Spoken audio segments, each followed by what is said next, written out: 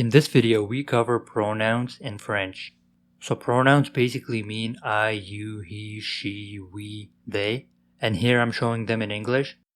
Now what you'll notice is that you occurs in two different spots. The same is true for we and they.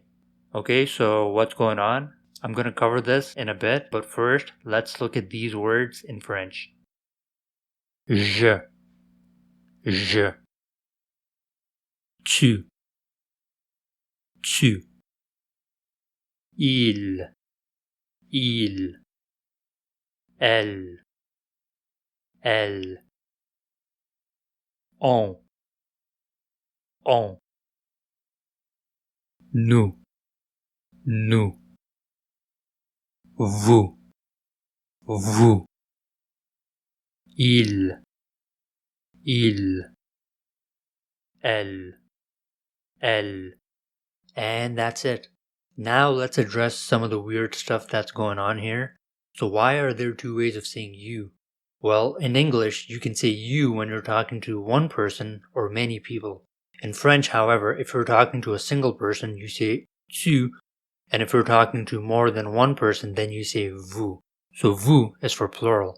One other thing to know though is that vous can also be used when you're talking to a single person, but you want to be formal or respectful. So if you're talking to a stranger outside or with someone in a store or restaurant, you should use vous to refer to them because you don't know them. Next, we have the two ways of saying they. This is simple. Basically, il means they when talking about guys, and elle means they when talking about girls. So they're basically like the plural of he and she.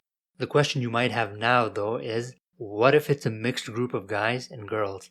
Then how do you refer to them by saying they? Well, turns out it's il as well in that case. Okay? So il is for a mixed group as well as for a group of only guys, whereas elle is exclusively for a group of girls. And finally, let's talk about the two ways of saying we. Basically, most of the times, French people use on to mean we. Nous can be used too, but it's more formal and is more often heard on TV, like on the news or something. So my advice is just use on if you want to sound more natural. One thing to note though is that on can also be used in other ways, like when speaking generally without referring to a specific person. So for example, it can mean one or the impersonal you in generic sentences like one should rest when one is sick, or you should rest when you are sick. But most of the times when you hear on, it will mean we. Thank you once again for watching. I'll see you next time.